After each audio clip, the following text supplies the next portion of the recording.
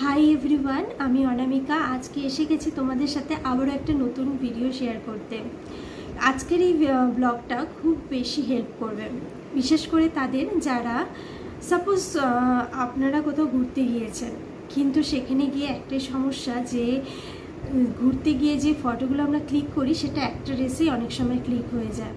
সমস্যাটা যে আমরা একটা ড্রেসে যে ফটোগুলো ক্লিক করেছি সেটা দেওয়াটা আমাদের ইচ্ছে হয় না, বা দেওয়াটা ঠিক মনেও হয় না যে ওই পোস্টটা করব। সেখানে তো একটাই ড্রেস, কিন্তু সমস্যাটাই যে একটা ড্রেস পরে আমরা ওই স্পটে গিয়ে বিভিন্ন রকমভাবে আমরা ফটো ক্লিক করেছি, আর সেই একটা স্পটে ভিউজ রয়েছে অনেকগুলো, যেটা দেখার মতন ভীষণ সুন্দর। এখন এআই নিয়ে এসেছে এমন এক সলিউশন যেখানে তোমরা তোমাদের ড্রেসের ফটো কিন্তু কালারগুলো চেঞ্জ করতে পারবে, এমনকি চাইলে প্রিন্টও চেঞ্জ করতে পারবে।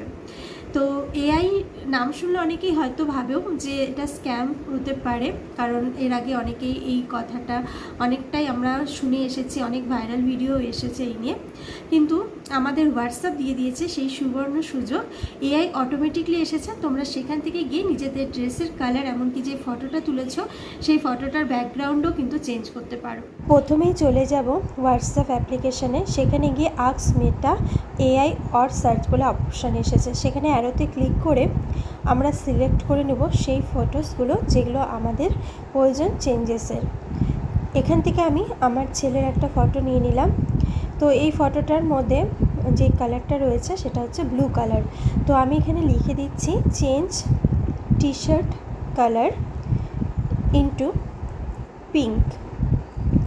তো দেখো, এটা লিখে আমরা এটাকে সেন্ড করে দিলাম। এরপরে কিছুক্ষণের মধ্যে এআই আমাদের একটা ফটো পাঠিয়ে দেবে, আর এর মধ্যে টি শার্ট কালারটা দেখো পিঙ্ক হয়ে গেছে। আশা করি তোমরা বুঝতে পেরে গেছো কিভাবে তোমরা তোমাদের ফটোর মধ্যে যে ড্রেসটা পরেছো সেটার কালার কিভাবে চেঞ্জ করবে।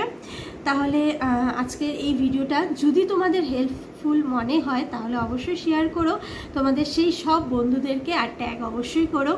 আর সাথে রিকোয়েস্ট করব, যদি আমার এই ব্লগগুলো মানে যে ভিডিওগুলো তোমাদের ভালো লেগে থাকে তাহলে অবশ্যই আমার পেজকে ফলো করো।